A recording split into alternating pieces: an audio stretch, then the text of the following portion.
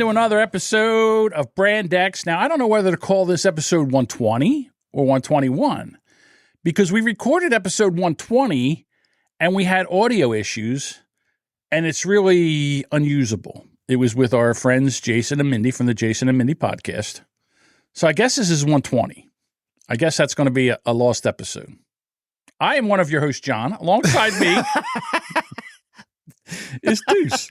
Come stop it. Just I'm like, wow, I just got deplatformed in my own show. Fuck. Listen, you are the star of this show. I don't know if you know that. I don't see myself that way, but okay, if you say so, I'll take your word for it. Well, don't take my word for it. Take Ratchy's word for it. Ratchy on Twitter as Piddlick. He sent a text to Doug from Who's Right, and it says, out of all the podcasters I know, you are the best. Talking about Doug. Anthony is second, John is like eighth, and Deuce is third. I listen to Brand X in your show. Well, very high praise indeed. Yeah. Thank you. I just hope that's legitimate. I don't see why it's not. I'll take it.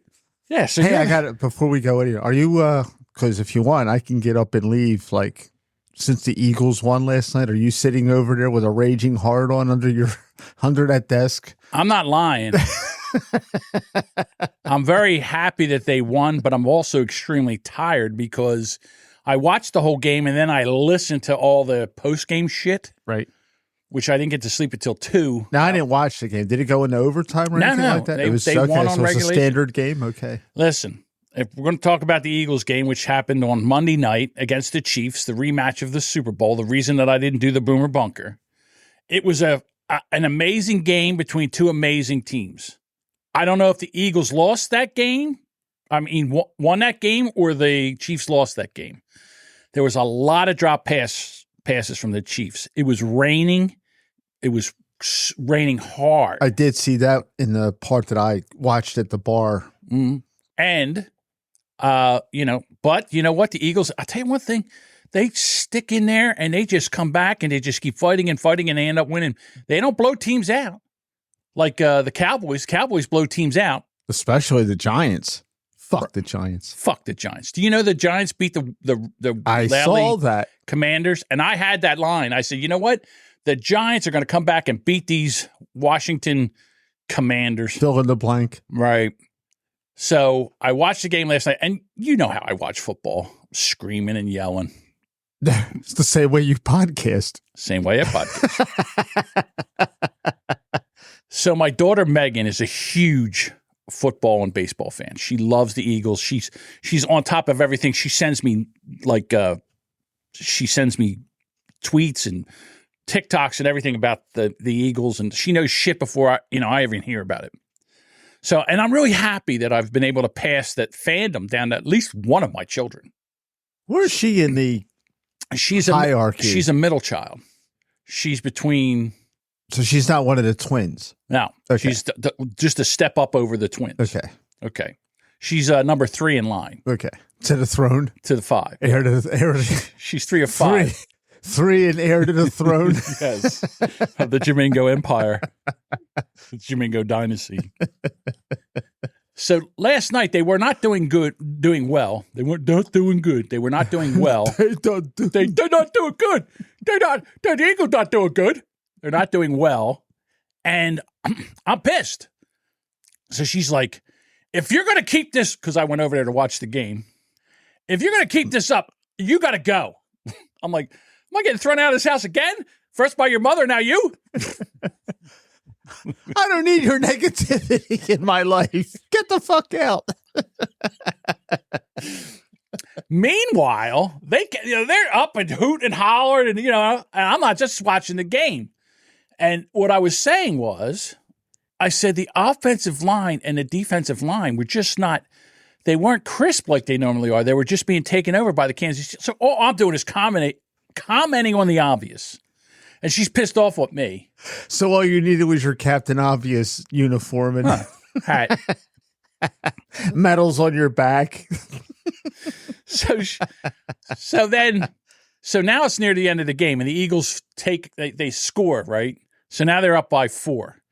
And she goes, "In your face!" I go, "You realize we're rooting for the same team." So I go, "So was that your moment of clarity?" No. I immediately looked at her and said, "There's still plenty of time on the clock for the Chiefs to come back." And she goes, "Fuck you."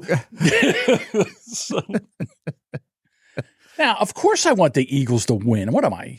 I'm a rabid Eagles fan. So they come back. I mean, the Eagles, they dropped a lot of balls. I heard that. Yeah. This one guy dropped it was fourth and like 25. And they threw the ball and hit him right in the fucking hands, and he dropped it. Like Wally Henry? He just dropped the ball, and I was like, oh.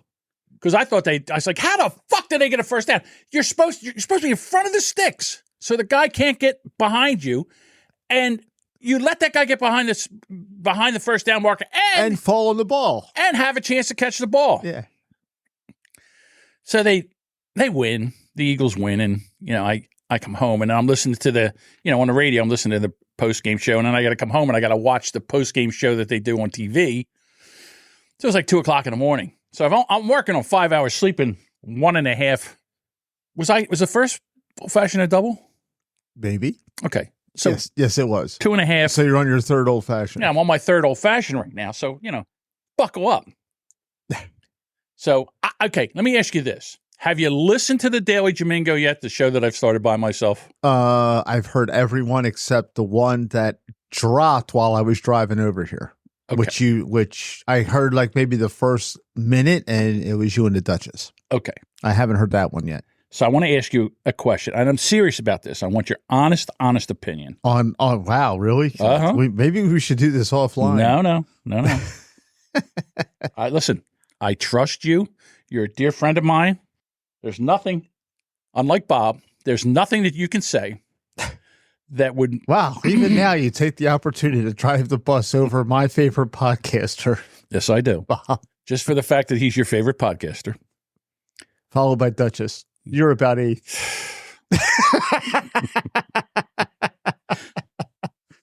That's one for you. Oh. Tally up. Huh? Here's your bell. Hold on. Here we go. Ready? Wow. All right. That was a Donovan McNabb pass if I ever saw it, but I still came up with it. If it was a Donovan McMahon pass, it would have bounced over there. It would have bounced in front of you. All right. What do you think of the Daily Jamingo so far? You're getting better. I mean, obviously, you knew going in that it wasn't your forte. Right. Actually, it wasn't your fort. That's the proper pronunciation, because I'm a grammar Nazi. Of course you are. For those of you that don't know me. You were kind of rambly the first few, but you're a little too heavy, man. Sometimes it's just like all doom and gloom. Life is more than that. You should be a little bit more... So bring up some other stories that aren't just the fuck the government. Well, that's it. You dwell on, that's why I don't like to do politics too much, because you do. Well, yeah, but sometimes I do. Sometimes I'm in, because I know you want it, but I'm here to serve you, John. I recognize your need to discuss politics sometimes. Okay, take me. It's just sometimes, you're a little bit heavy and doom and gloomy, and I was just like, I was getting depressed. I mean, if I was listening one day on a cloudy day and it was raining in your basement like we are now, yes. I might have opened my wrists up. Oh my God. All right. I'll try to keep that in mind. I mean, it's they're getting better. I mean, I know you're not comfortable doing it by yourself. In all seriousness, I know you're not comfortable doing it by yourself. It seems as if you're overcoming that, but yeah. I think you make these rules for yourself, but then you break them. Like, you want to do a half an hour, but you don't. Well, this is what I say. I promise a half an hour. Right. But if I go over, that's fine. But I'm going to give you a half an hour. Right.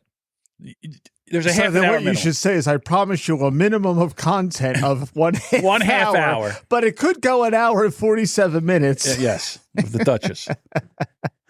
So So that's the only thing I would have to say. I mean, you're only what, 9 episodes in? 14, but okay. Really? And I listened to them all. It just so yeah. I wanted to. I've always been afraid to do it myself. Mm-hmm.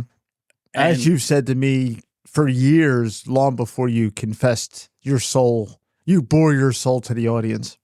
I mean, you've told me that you were nervous about doing a monologue type show for years and years and years. Yeah. So I figured that I'm not getting any younger. And the only time that you grow is when you push yourself outside your comfort zone and just do something. And I fail at podcasting or make mistakes at podcasting all the time. Why would this be any different? See, other podcasts, I can usually blame somebody. But then I came to realize that no matter what happens, it's always my fault. So I'll take that. But I decided to, and you know something, Deuce? I've been doing this. This is the third week. I'm enjoying it. I'm really enjoying it. And things, see. Well, you're getting more comfortable. When I first did it, everything was a tunnel vision. You know, all I could see was what was in front of me and the notes. I couldn't see anything. I couldn't see the chat. I couldn't see anything. As I get more comfortable, my vision field is widening. Mm-hmm. Now I'm starting to see the chat. Now I can kind of slow down and do the chat. And the game is coming to me. So, but I just wanted, because I haven't talked to you since I started this, and I wanted to know what your honest opinion was. The lost episode that you referenced that we did with Jason and Mindy from the Jason and Mindy podcast. You were about 3 days before starting it. Yeah. And then, because we did that's about 3 weeks ago, I think we did that episode. Mm-hmm. And unfortunately, it didn't turn out. Yeah, the audio was horrible. So I think that I'm going to continue to do it. Hopefully it'll turn into an hour show, but I still only promised 30 minutes. In case and here's the other thing that I have a ton more respect for people that do shows every day, like Steven Crowder or Eric Zane, even though he's a moron. Anybody that does. Basically, those guys, though, it's not that I'm saying it's easy, because it's obviously very difficult, but when you're doing something dealing with hard news, you always have content. Every day there's something to do. I mean, this show, you know, I just basically ramble in here. We haven't seen each other for a month, so it's like, so what the fuck have you been up to? And they're like, well, this is what the fuck I've been up to, and then that's this fucking show. I mean, if I had to boil it down to describing it. Yeah, I think this is where you are not plugged into, like, you're on Facebook, but you're not plugged into TikTok or Twitter or anything. I'm not even on Snapchat, Instagram, Twitter, no, X, whatever they call it now. Yeah. And Facebook, I'm basically a ticket holder. I mean, I might go 2 or 3 days. I'm like basically a lurker now. That's what I am. I used to be pretty active on Facebook, but then with we talked about it before, when the 2016 election came, and I think that's when the toxicity kind of settled in on Facebook, where people were just out to destroy you if they disagreed with you. Well, it's funny because we had a story coming up all about that. I didn't tell you this, but I got suspended from Facebook. Oh, I did. I did it in private chat. Mm-hmm. I got suspended from Facebook from a post that was put out in 2020. Like, they went back, you crawled all over something, and they found this, and they're like, oh, by the way, you're suspended. I'm like, what the fuck did I do now? I'm not even on the thing anymore. It's very disturbing to me that they're evidently there's people that work for Facebook, that's their job, and they're actively crawling through everybody's content, and they're going back that far, you know, which I don't know what you posted or whatever, but I have to say it's probably fluff, because it's all fluff. They're just looking for a reason, but they had to go back to 2020 to do it. Yes. And it was something that I posted on somebody else's group. And what it was a picture of a kid with his pants pulled down, wiping his ass with grass and leaves. And it said, me. I've seen that meme. And your opinion. I know that meme. I've seen it. Right. Yeah. So, okay. So that's how far they have to go. Right. They got to construct this narrative around some alleged child pornography. I'm guessing that's the angle what they said. Okay. So that's the angle that they decided to take. And I'm like, that's how how ludicrous it is. So I saw a 6-year-old's butt cheeks. You can't see his butt or his dangling balls or anything. Meanwhile, for decades, we saw the Coppertone girl with the dog pulling her bottoms off of her bathing suit. That's fine. And we just drove, Coppertone. Yeah. Like, was anyone really whacking off to that? No. It was not. Fucking assholes. The story that I love about that is... Oh, Joe's. Yeah, that's a legendary story, which we won't tell here because I think if we were ever to retell that story, you got to do either A, pull the original clip up from the Brand X episode that was aired on, or just have Joe here to tell it again. Okay. So that story goes in here. All right. So I'll pull the story, put it in here. I wish I knew the number. I'll find it. I just think that it's what is social media? What is actual social media? And this is not how I wanted to do this show today, but I'm going to go back. I'm going to go to the whole thing with what's going on with Elon Musk. Now, if you don't know, Elon has been basically his advertisers are being pulled. They've decided to put a pause in their advertising because he tweeted something that they deem anti-Semitic.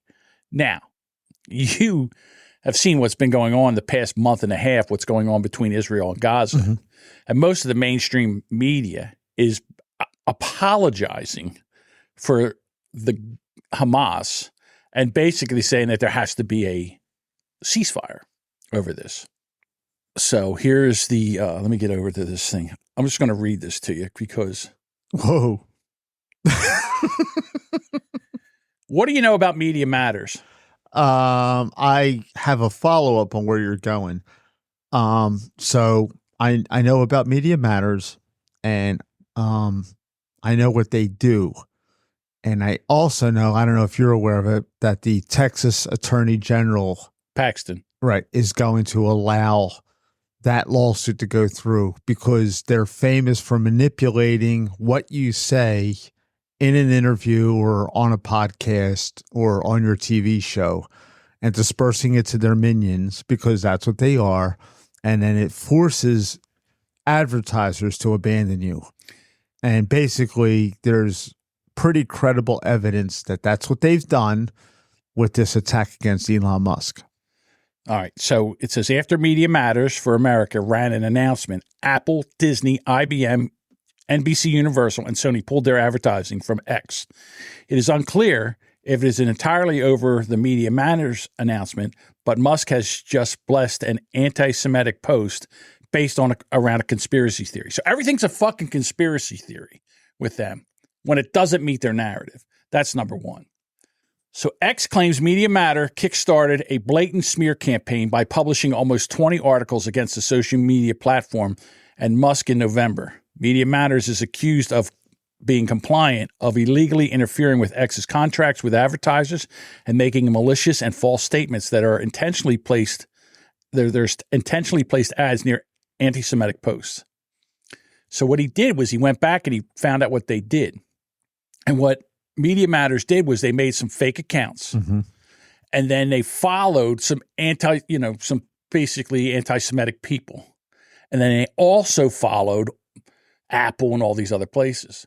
And they kept, what they did is they kept refreshing and refreshing until they got the post next to the ad. Right. And then they screenshot it and sent it to Apple. So basically what they're doing is they're manipulating the system to make it like, this is happening when it really isn't happening because basically it's just social media.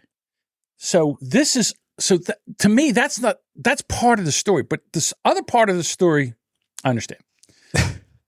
Hey, you gave me the bell. I'm going to use it. Of course you are. I would do it. So where did I put it? Maybe I don't have it here. That's Thank you. So basically, no wonder you want to do a monologue show. Mm-hmm. So this is what Elon Musk said. This week, Media Matters for America posted a story that is completely misrepresenting the real user experience on X, and another attempt to undermine the freedom of speech and mislead advertisers. Above everything, including profit, X works to protect the public's right to free speech.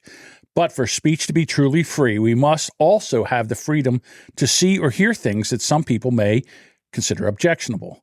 We believe that everyone has the right to make up their own minds about what they read, watch, or listen to, because it's the power of freedom of the speech. So then they go back in. So now he goes into where he saw what they did, where they took these accounts and immediately filed these. So they have everything. They have the evidence. Right. So now they're going to try to sue this. A thermonuclear lawsuit, which Yes. I love that term. I do love that term. Now, I could do this real easy. So what I'm going to do is I'm going to go to DuckDuckGo. Oh, thank you. DuckDuckGo. I'm going to go DuckDuckGoing. All right. And then I'm going to type in Elon Musk with my little one-finger digits. So you're not going to fat finger this one in? Of course I'm going to fat finger this one in. Well, now if you use your little pinkies. So now these are the stories that are just for me. I go to the news tab. This is from ARS Technica. Elon Musk sues Media Matters despite admitting X pairs ads with Nazi content. Where did that happen? That didn't happen. Yeah. Here's the next one. Elon Musk sues Media Matters, seeks damages from critical article. This is from the street on MSN.com. MSN, LSD. EIEIO. Carrot sign. Lightning emoji. Here's from Yahoo News. Elon Musk wants to destroy the media. The media. The entire media. One man. Yes, one man. Going to bring it down. Elon Musk sues media watchdog group over hate speech. Neil Young. They are not a watch group. That's the misnomer of this whole thing. They've been claiming they're a watchdog group for about 15 years now. All right, here's another one. 5 hours ago, Elon Musk's X is profiting off of violent content by Hamas House Democrats allege. I mean, this is ridiculous. And then it tells you the story about the Texas AG, Ken Paxton, investigates left-leaning group over its reporting on Elon Musk's site X. So it's just Media Matters puts the story out, and all the rest of the media grab this thing and misrepresent their misrepresentation. Mm-hmm. So, and then they're all pissed off about misinformation when most of them are doing the misinformation. And if one thing you've taught me is to watch the Democrats or the socialists. But then again, I repeat myself. Whenever they're telling you what you're doing, it's what they're doing. Mm-hmm. So projectionism. Yes, projectionism. Did you hear about Argentina's new president? Oh, yeah, I saw that in the news like 2 days ago. And all I can think of at the time was like, and maybe it's shallow and silly on my part, but I wonder how the Argentine Nightmare's handling this. Deuce used to date this girl, and she was from Argentina. I wasn't a fan. I never told you. Well, no, a lot of people told me they were not fans after the fact. Well, of course we're not going to tell you we're not fans. No, because no one will do that because they're like, he'll figure it out. He'll get it. Took 2 years, but. You dated her for 2 years? Yeah. Damn near it. Damn near almost 2 full years. How? I met her on the Bitter Asian Man's last radio show. She showed up at the station. And then the Bitter Asian Man got mad because I asked her for her phone number and she gave it to me. But the Bitter Asian Man thought that he should have gotten her phone number, but he never asked her for it. Yes. So if you snooze, you lose. Fuck you. That's how it works. All's fair in love and war. I think that's where the Bitter Asian separation. That might have been the catalyst of the separation of between you and the Bitter Asian Man. Yeah. So I can't because when people say to you, and I got in a fight the other day with somebody on Discord, discussion about this whole Palestine-Israel thing. And I don't know about you, but I'm pro-Israel on this. Like, in other words, I think Israel's, most sane people are. yeah. But they're like, oh, no, but you approve of innocent Palestinians being murdered by Israeli. Yeah, forget about those 1,500 innocent Israelis that they came in and slaughtered. Yeah. Yeah. Well, that's different. What were they doing? Dancing. Yeah. So that's what they were up to. These motherfuckers came in while they come into somebody's home while they were making breakfast, killed everybody in the house, and then sat down and ate the breakfast. And put the baby in the oven. And then put the baby in the oven. And I'm supposed to cry for the people that are where they came from? Are you out of your mind? Well, that's how they roll. So I don't know where you go from here as far as who do you believe and who don't you believe, and where do you get your news from? What place can you get your news from where it's objective? I don't think there's any place where you can get objective. If there was a place where I could get objective news, I would be there all the time. But everybody puts their spin on the news now, which is not the way it should be. Well, there's places that if you're looking for objectivity, you know exactly where not to go. And that would be like CNN, MSNBC. Now, I think Fox at one time did a way better job than they're doing now. But then Rupert Murdoch's son started dating an uber lib snapper. Oh. And she must have a trick pelvis because otherwise they would not get rid of people like Glenn Beck or Tucker Carlson or, Her snapping pussy. Oh yeah, that she must have she must have it all going. It must be like fireworks and Christmas Day all at the same time. It's just like, because he's just like, She could suck a pool ball through a garden hose. Yeah, I don't know what that's all about, but I mean, if I was to take an educated guess, I would have to say that the penis flytrap is in full effect there. That's the name of this episode. Let me write that down. Penis flytrap. Where's my fucking pen? Absolutely penis flytrap. All right. Yeah. So, I mean, here's a guy that paid $44 billion for something that was worth about $19 billion. So he's already taken a bath on it. And now these motherfuckers, because they can't control it, because the government can't control it. Oh, they loved Twitter when it was run by the dirty Rasputin dude. Mm-hmm. Yeah. I forget the fucking guy's name. Jack me off. Jack off. Was it Ramsey? No, Jack. He goes by @Jack on the Jack. I can't think of his name now. Jack me off. Jack me off. One Jack off. Yeah. Well, duh. Yeah. Well, I can't stand the fact that they destroy. And ever since he took over Twitter, changed it to X, they've done nothing. The government's done nothing but fuck with him. Nothing but fuck with him. Mm-hmm. And this is what they're doing to Donald Trump. So anybody, and I think they're doing the same thing with Vivek Ramaswamy. I think they're doing the same thing with him. I think they're fucking with him. By the way, Nikki Haley is not a Hindu. She is a Sikh. Oh. So learn your Indo-Asian. What's the difference between a Hindu and a Sikh? A Hindu has a pantheon of multiple gods, and Sikhs are monotheistic, so they believe in one god. Okay. Still cunt. And Sikhs tend to be hotter. So, don't you think she's a little bit on the war hawkish side? yeah, mate. Did you ever consider that maybe Deuce is a little bit on the war hawkish side? Really? You want all this shit? Yeah, peace from strength, man. That's where it comes from. Yeah, but I see that goes all the way back to George Washington. Okay. But right now we've got this rotting bag of oatmeal in office. And so what are we going to do? We're going to have the muddled fruit in this old fashioned is in a better mental state than Joe Biden. Everybody can agree on that. But,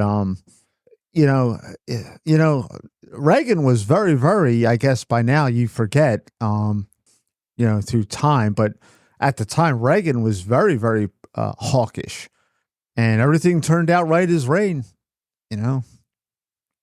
I believe that I believe in peace through strength. I do believe in that. I don't believe we're strong right now. as a country. Well, no, because we had 2 years of the feckless Joe Biden, and they're rambling around, looking at 6-year-old girls, hoping that they're 17, as if that's the legal age of consent. Yeah, that whole fucking episode. I don't know if you know. I'm sure you know about it. Yes, of course I did. I did it. Yeah. Okay. So how do we get him out of office? That's the problem. Well, you got to wait for him to drop dead.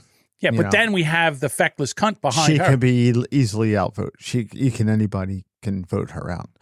Really? If she goes, oh yeah. Well, what'll probably wind up happening if he mysteriously drops dead. Like Hillary Clinton shows up at the White House with the overcoat and the mustache on. Just saying. Not a conspiracy theorist, but just saying. Let's say that happened, right? And then she gets elevated. She gets, obviously, because she's vice president, she's elevated to the office of the presidency. They will find a reason to convince her to step down, to not run for re-election, and that opens up the field for, Gavin douchebag, or what they're really worried about now is Joe Manchin. Why are we talking about fucking politics? Fuck this. All right, never mind. All right, let's finish it up. Okay. Do you think Donald Trump's going to be the 46th president or 47th president of the United States? I didn't think he was going to be the 45th. Anything could happen. Okay. We're still a year out. I honestly think the world's waking up. I think Argentina, with this gentleman that's down there now. Well, Hungary woke up a while ago. All these like Eastern European, their elections, they're like going to the right because because they've been at this for way longer than we've had. We've only had we got a reprieve. We had 8 years of it under Obozo, and then Trump came in and everything got better. And then they clearly is a lot of evidence that the election was rigged. And like you said yourself, look how fast we went down. And then China just came in and Biden just gave away the fucking store to them after they cleaned up San Francisco. In a couple of days. Yeah. They couldn't do it, but now all of a sudden, a couple of days, they move everybody out of there. And I like how Gavin Newsom liked to put his spin on it. Like, oh, people are accusing us of doing this because a leader was coming in. It's true. But when then he goes on, here's the spin. And the weak-minded and the feeble would jump on board with this. But, when you have a party at your house, don't you polish the silverware? And I'm paraphrasing what he said, but he's saying, don't you go out and you clean the place up and you polish the silverware? Yeah, but me and my wife aren't stepping over shit and pushing homeless people out of the way. They had it. If you dropped in my house right now, I would be happy to see you. But there's going to be magazines on the tables and clutter, it's hey man, but you know what? I'm not going to be embarrassed. There's not going to be piles of shit. Yeah, I'm not going to be absolutely mortified that, oh, Jesus Christ, John knows that I live in squalor. Well, you're here. You see what I live in. Nah, this isn't bad. Yeah. You're a bachelor. It's supposed to look like that. In fact, I'm surprised it doesn't look worse. I've been in some worse bachelor pads. I didn't even get a chance to clean up this time. Usually I have the cleaning lady come in and peruse the place before you come down. This is as good as it gets. Yeah, so again, that's such a fucked up explanation as to because he knew he had enough sense to say, yeah, they're going to call us out on this because this is bullshit. We cleaned the city up after 5 years. So here's the bottom line. But that's the reason he comes up with is that. Here's the bottom line. What is going on right now in the world is fixable. Now, the guy in Argentina, if he spends 2 years and starts fixing Argentina, okay, the people that are destroying Argentina and the people that are destroying the American, the people that are destroying the world are going to say, well, Jesus Christ, he's ruining everything. The same way when Trump came in, he started fixing shit, and they're like, he's ruining everything. For some reason, we have to depopulate this planet by 6 billion people. And this is where the podcast starts to get dark. I can't think of any other explanation for this. I can't. Well, Argentina is, I'm glad that they saw fit to vote in someone different than what they've been voting in for the last 50 years because Juan Perón and Evita ruined Argentina back in the 40s. So it's been so I would hope that it wouldn't take 70 years for this country to wake up, and he could just be a blip on the radar like Trump was up until this point. Maybe Trump gets back in. That's what they're afraid of, because we had 3 years of prosperity, and then they rigged the game with using COVID as an excuse, because they don't want this country, people in this country, to know how good it could be. Exactly. They want to extinguish that hope. They're trying to bring COVID back, and people are like, no. Like Justin Timberlake brought sexy back. Right. Yeah. It's like this. And he's far from COVID's sexy. back. Everybody line up. Yeah. No homo, but Justin Timberlake is not sexy. So they don't want anybody to start fixing shit, because that's going to ruin their whole fucking plan for some fucking reason. And I have no idea why. I really don't. Well, I they're going to make understand. money. Okay, but They still, love power and they want money. Yeah, but didn't they see how this went for the French? I mean, after a while, the people who are more, and again, the only people that I know that haven't done this so far is the North Koreans. What's that for? Well, you said the French. Oh.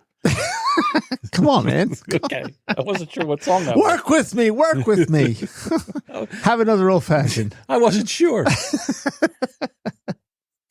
So I just think that if somebody actually came in here and started fixing things, and people would maybe change their mind. But I really believe that they have done such a great job in the past 30 years of basically brainwashing the youths, the millennials and the Gen Zers. Did you say Utes? The Utes. What's a Ute? So anyhow, all right, let's get off of politics. Matt Rife. Do you know who he is? No. Matt Rife is a comedian.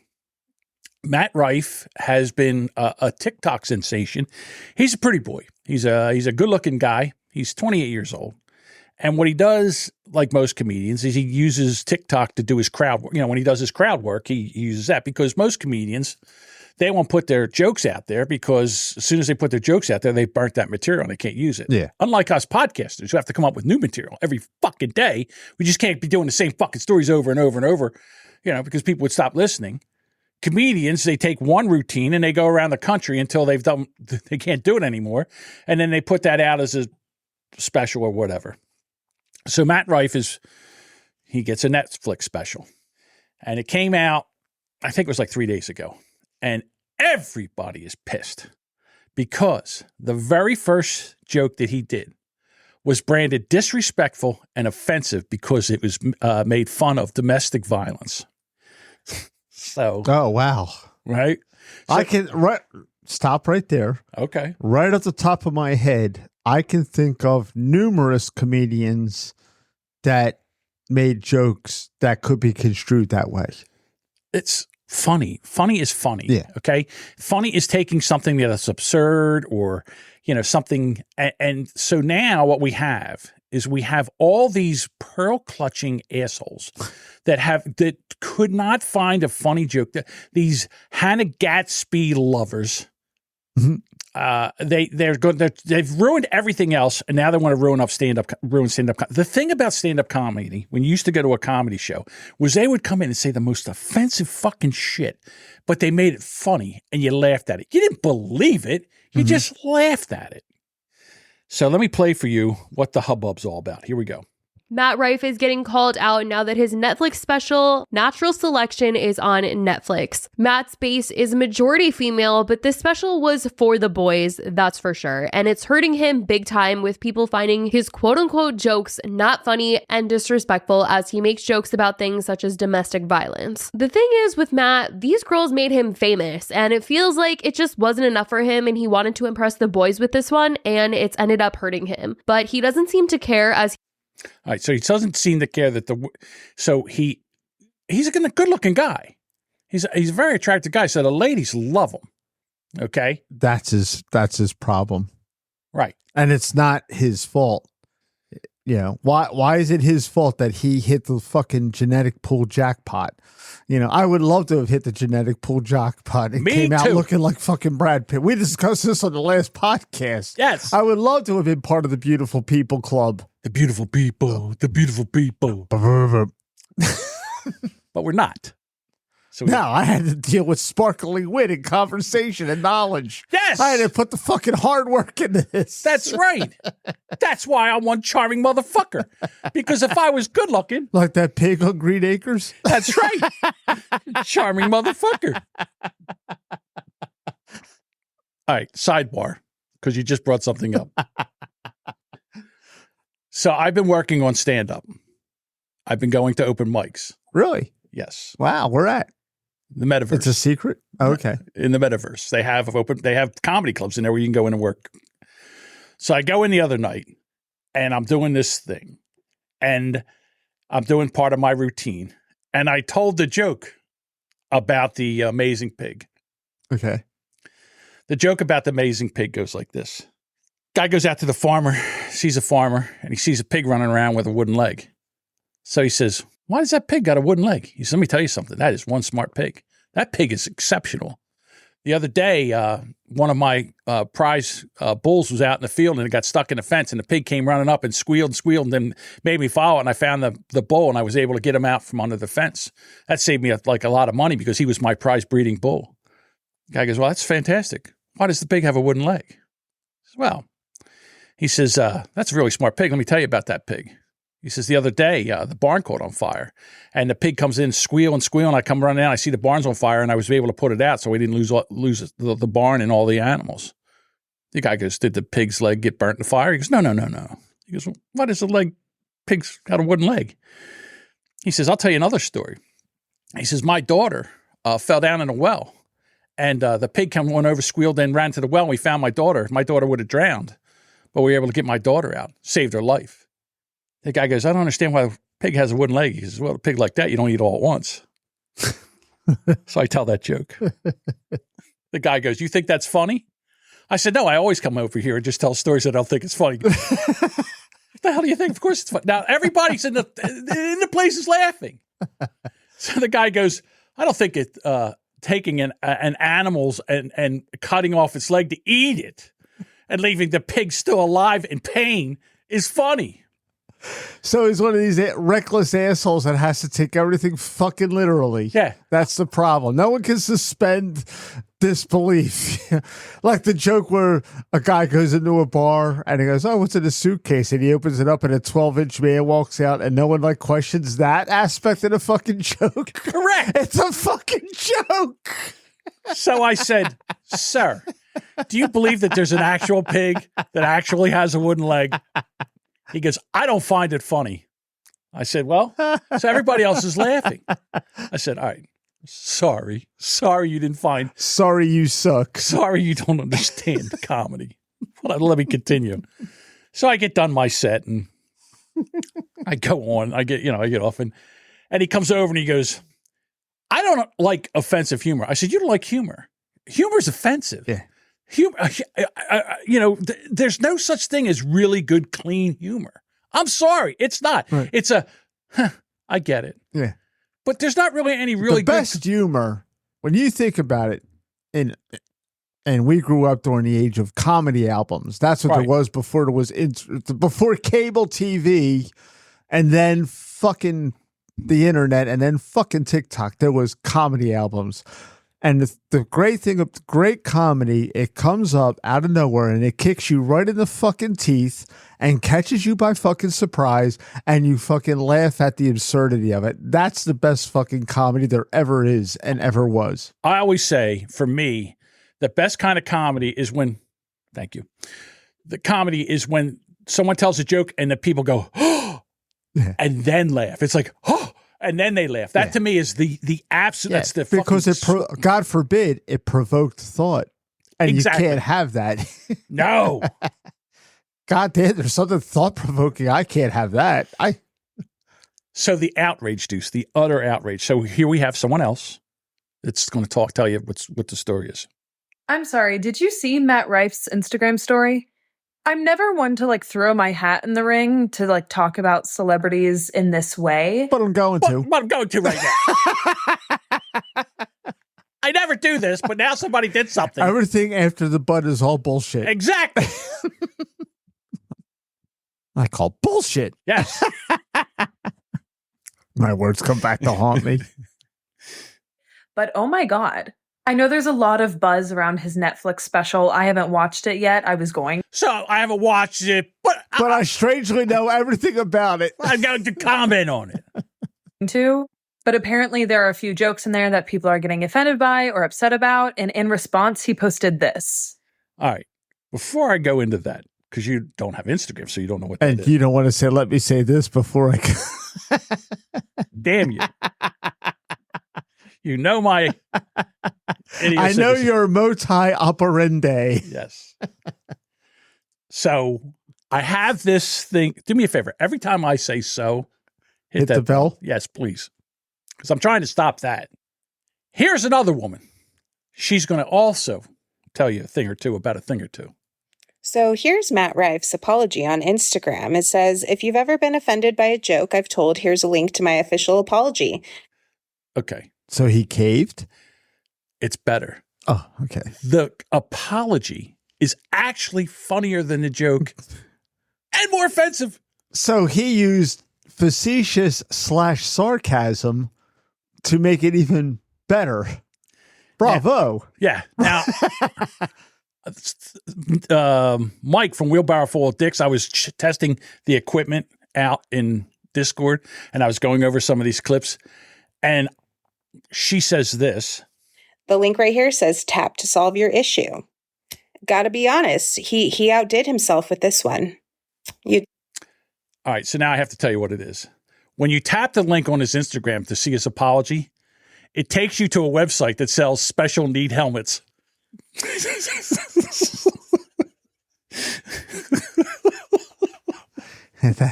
That's pretty well thought out. I thought to myself, that's amazing. Tap the link and you show up to a website for special needs helmets. You can't make it up. I honestly have no words. What does this chick look like? She's attractive. She's Not first. yeah. Okay. But here's the best, because she's going to tell you a thing or two about a thing or two. I'm a brand specialist by... What did you hear? I'm a what? A brand specialist? See, I heard brain specialist. I heard brand specialist. Okay, so she Only is because of my background, I know what a brand specialist is. So she is a brain specialist. Okay. I thought she was a brain specialist. So I went in and said, well, of course you know all about the brain and all. And then Mike's like, she said brand specialist, you fucking moron. See, this is why I always tell you, you need to count to 10 before you fucking furl the flag and go charging in. Like Leroy Jenkins. Like Admiral Nelson. Yes. With your fucking glass to the blind eye. You just go right the fuck in. Right. But it does make good it does make good humor. I can't hear. What? So, I can't hear. What? Never mind. Sidebar. I have a story to tell before we get back into this. A lot of sidebars here. I know. We got to get Jojito in here. I have a client and I do their show. All right. I edit their show. And she says to me, there's a lot of noise. There's a ringing in the background of the podcast. Like that, I guess. I don't know. I couldn't hear it. Ringing. So I go back to listen to the podcast and I don't hear any ringing. You know, I'm sitting there, I'm looking at it, I'm like, I don't hear it. Yeah. So then my son is sitting there. I said, John, put those headphones on. And I play this. I go, do you hear anything? He says, well, I hear a woman talking. I said, do you hear anything like ringing? He goes, yeah, I hear a bell ringing in the background. I couldn't hear it. Yeah. As we get older, there was a story a couple of years ago that they figured out the younger you are, the better your obviously, right. The better your hearing is. So a lot of places where teenagers would tend to congregate, like in shopping malls or on street corners, they would play a tone About, that you and I could not hear, but they could hear. but teenagers could hear. And Yeah. subconsciously, they would just walk away from the area because they couldn't bear it anymore. It's pretty fucking. If you Google it, you might find it. I remember reading this story about 5 or 6 years ago. I said, that's pretty fucking clever. So I can only hear up to 8,000 hertz. Mm-hmm. Most people my age can hear up to 10 or 12. other people can hear, younger people can hear up to 14. Mhm. 14. I know why decibels, why you can't hear that well. because I grew up in the 80s. No, not specifically. You were raised around firearms. And Firearms way exceed 120 decibels. right. Also, I was And you around did race a lot cars. Right. I was just going to follow up with that. So you got the race car aspect. Rock concerts. And I know occasionally you went to concerts. Rock concerts. So now the modern day children are pussies and they don't do anything that's fun. So they have excellent hearing. Or they wear ear protection because they knew about it. We didn't know about it back then. At work, we have yearly physicals, and one of them is the hearing test, in which you sit in the 3x3 booth with the headphones on, and you got to click the button when you hear a tone. And in my left ear, I cannot hear as well. Okay. And if I get a cold or my allergies, it's Worse. devastating. Right. So now I am forced to go, what? So this You is know, why I thought excuse she me? said brain Right. specialist, not brand Right. specialist. But see, the problem is that you and I face is I sit in that fucking break room with these bunch of fucking new Zoomers, millennials and Zoomers who haven't experienced this yet. And I'm like, I'm this close to the brink of senility because I can't fucking hear. I'm the same way. It's horrible. All right, so let's get back to the brand specialist. Day. And so, Matt Rife is a person, but he's also a personal brand. And from my professional opinion, I love the heavy sigh. Like it pains her to say this. Like, could you imagine she's a brand specialist? Allegedly, okay, I'm going to take her at her word. She's a brand specialist. Okay. Part of the duty of a brand specialist is to perform a PowerPoint presentation in front of a bunch of people that you don't know. You mean to tell me that she's going to stand up there in the middle of a PowerPoint presentation and go, No. you are an amateur. She right now is she's going to give him some advice. Oh, okay. Because he's not making a good living. No. and this has just blown up. Like everybody's talking about this. And that's not going to help his comedy, right? this is a doozy. It's a PR nightmare. It was the wrong play. And I would say that he's going to regret it. I say, go ahead.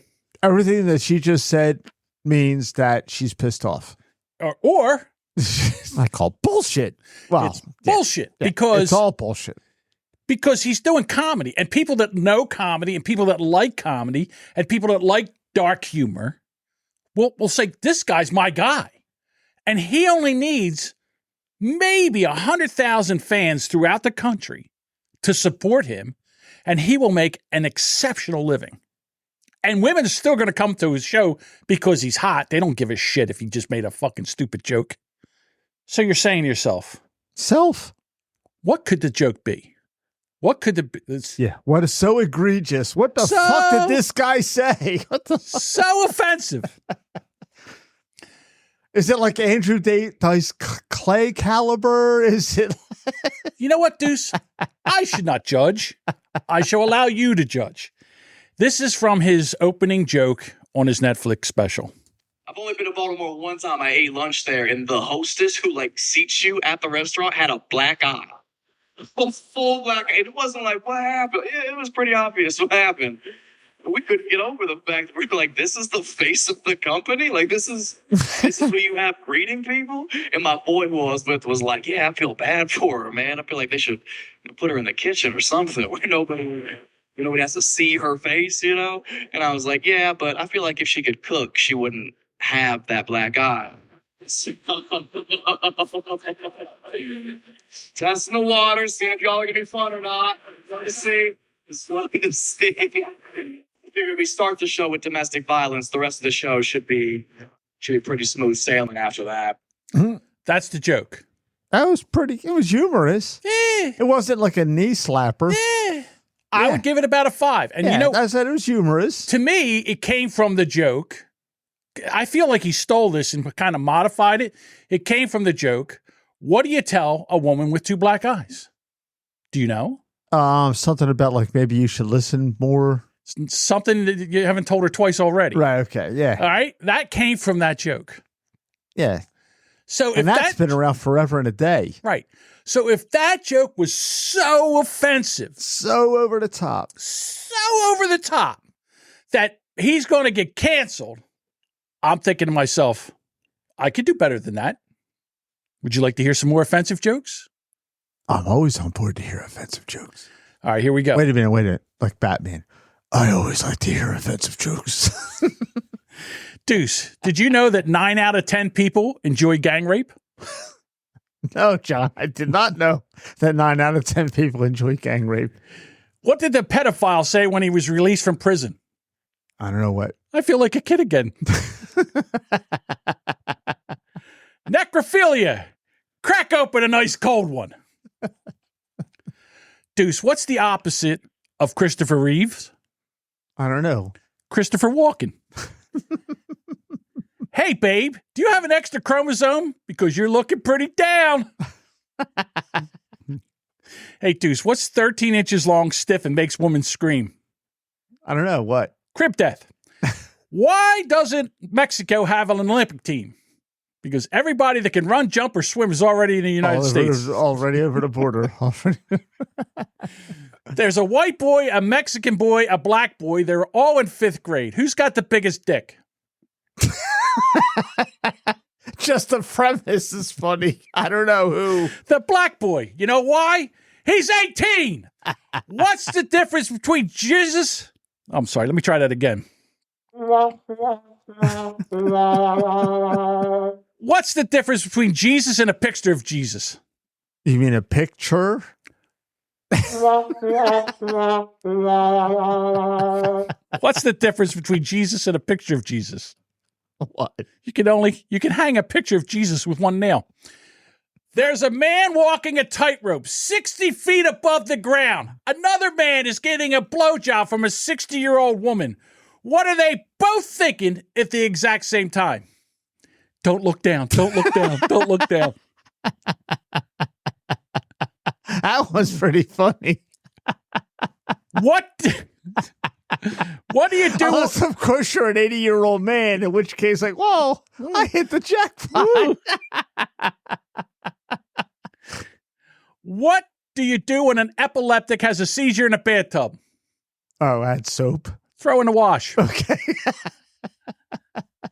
This brother's banging his sister, and he says, "You fuck like mom." She laughs and says, "That's what dad says." What does 80-year-old pussy taste like? Depends. My last girlfriend called me a pedophile. I said, that's a pretty big word for a 12-year-old. After being married to his lover, a gay man dies. When the funeral arrangements have been made, the widower approaches the undertaker with a particular request. I know he had plans to cremate his body, but will you please chop him up and put him in some extra curry soup instead? And the undertaker asks, why would you want that? And the gay widower replies, I want him to blow my ass up one more time.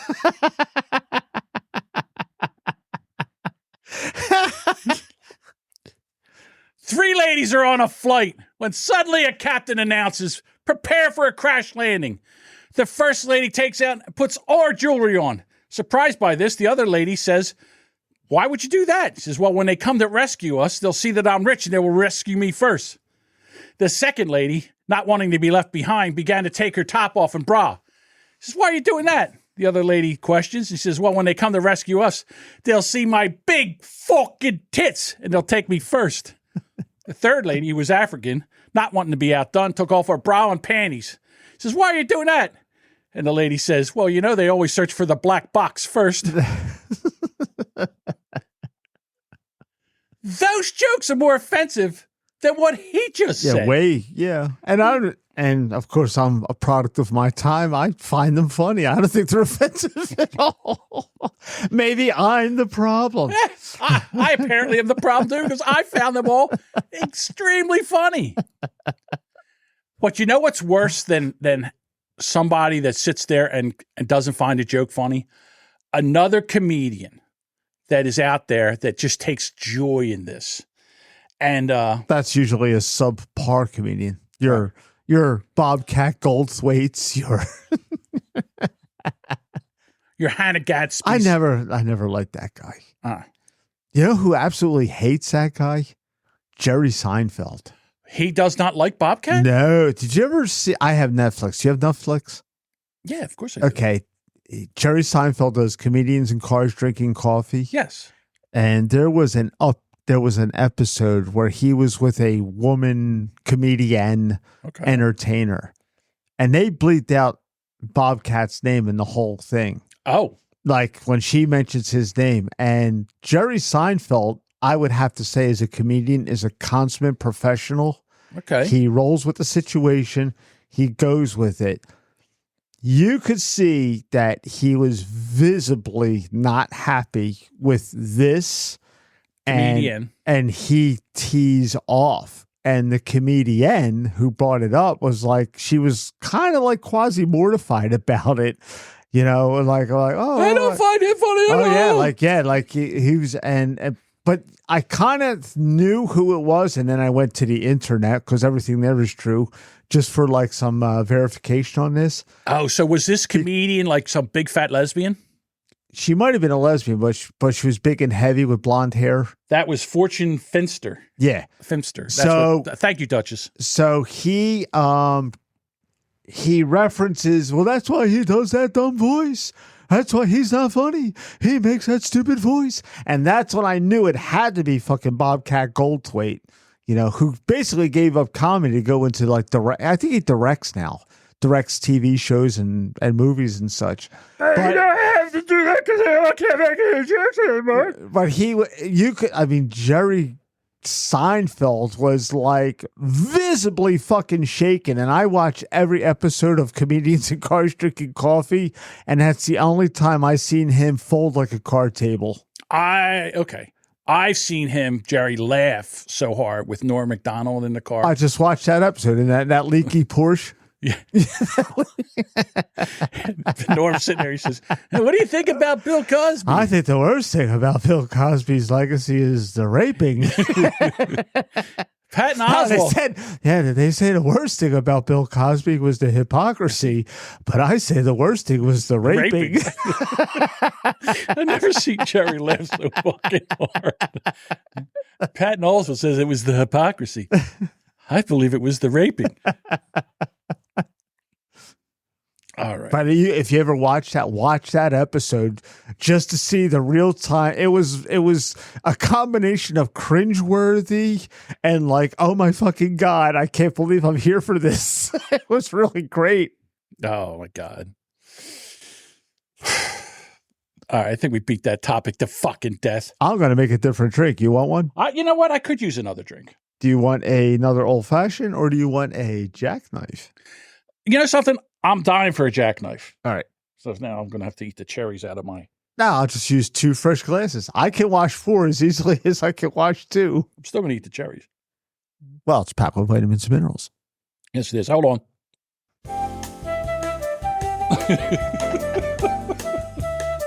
Of all songs, the girl from Ipanema is what gets... The best part about the drink is afterwards, the fruit is amazing. It has the bourbon. It takes everything in.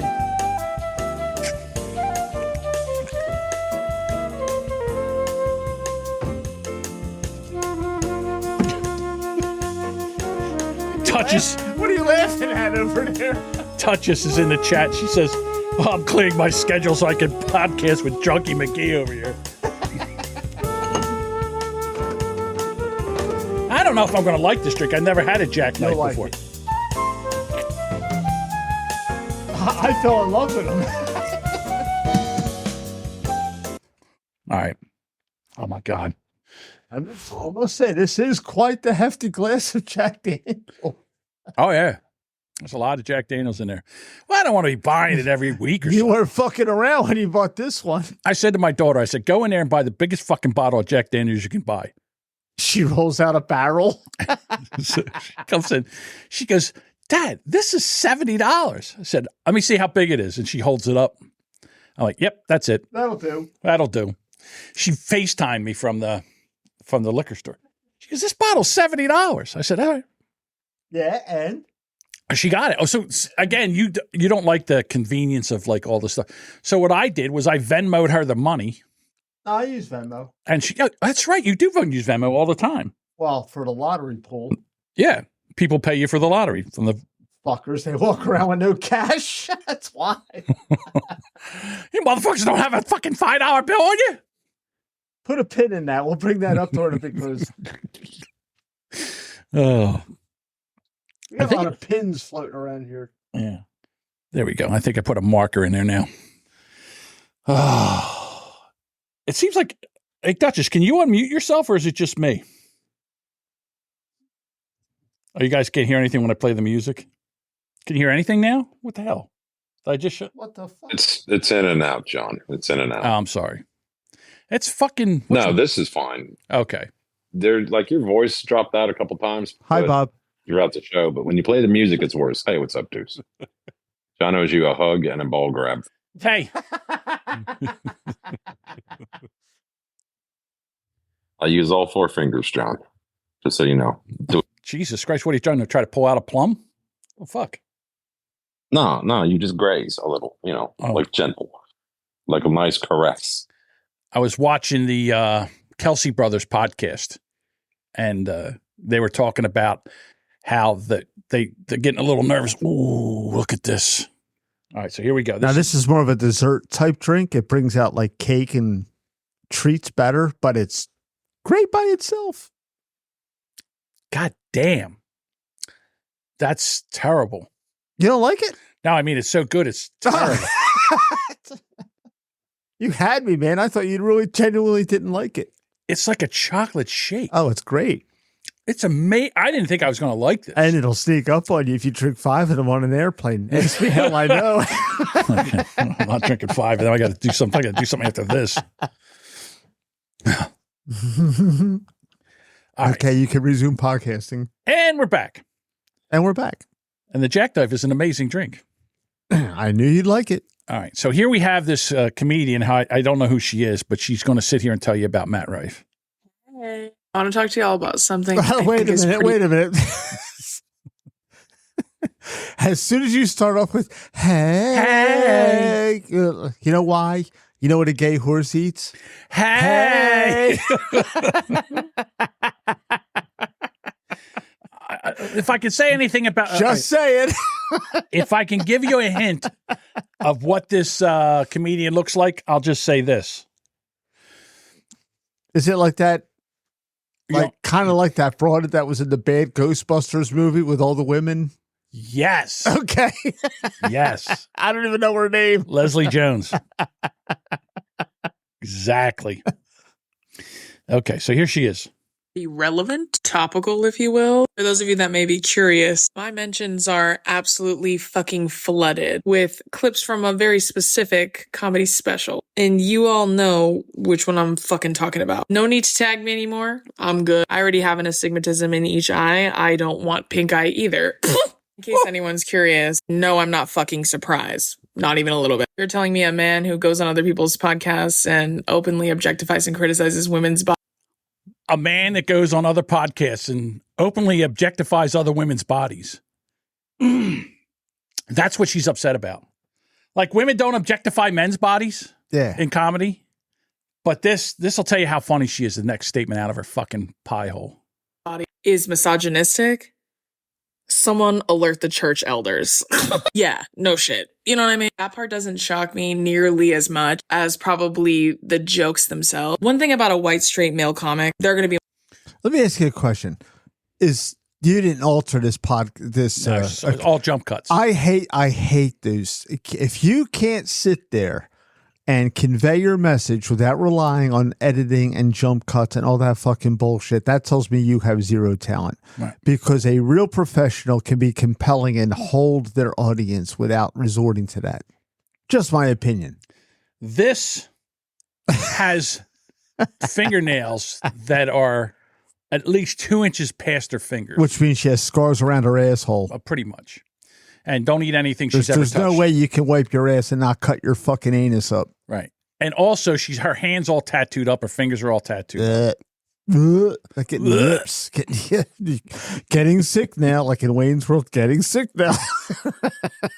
Misogynistic at least 3 times in any sort of stand-up special. It is an inevitable fact. It's scientific. At this point, it's probably genealogical.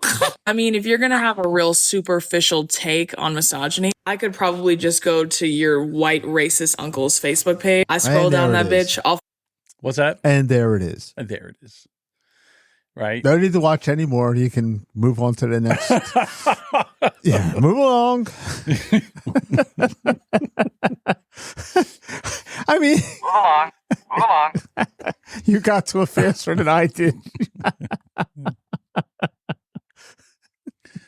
That's all you need to know. Yeah. One trick pony. They're all a one trick fucking pony. I know. Yeah. Because it's all about. So if I could wrap this up in a bow. Remember when NASCAR had that interview and everybody was there yelling, "Fuck Joe Biden." Yeah. And she that's goes, where Let's Go Brandon was born. That's where Let's Go Brandon was born. And that's where LGB was born, right? The letters LGB, which means Let's Go Brandon, which means fuck Joe Biden. Well, I think we should just we just need a 3-letter thing that will absolutely everybody just say the 3 letters, and this way nobody can be offended because you haven't said anything. Mm-hmm. And those 3 letters are SUC. Okay. Shut up, cunt. Shut up, cunt. SUC. You love that word. I do love that word. Cunt. I love the way it's like a punch. It's like a punch. I do. To women, it's like hitting them in the face with a sea bass. It's like, I mean, they're like shell shocked and stunned, and they're like, they're like, when you roll that word out, I mean, that's like, Fat Boy and Little Man from that we bombed Hiroshima and Nagasaki with. It's just like you see them. It's like you slap them. They twitch. Yeah, it's like. Yeah. Touches says, "You're too classy, John." All right, you can yell at me later. You can yell at me later. 4 people were wounded, and 1 person, the gunman, was killed in a shooting in an Ohio Walmart store yesterday. The male shooter reportedly died of a self-inflicted gun wound. His name and motive for the attack and other details weren't immediately released. The conditions of the victims right now are unknown, but they were all taken to the hospital for treatment. I just say 2 words. Betty White. The reason I say that is if it was a black man, he wouldn't have tried to kill himself. They don't do that.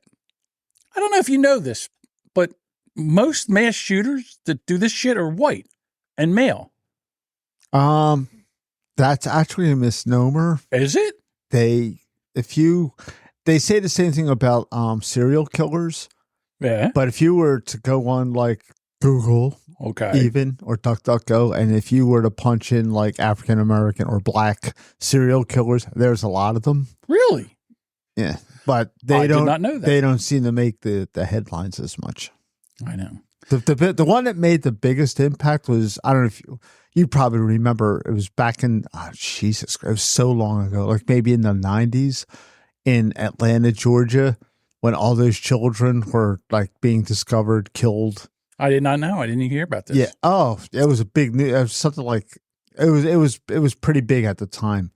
And they found the guy, and he was not a white guy. And my grandfather called it, and at the time we're like, "Oh, Grandpa, how can you say that?"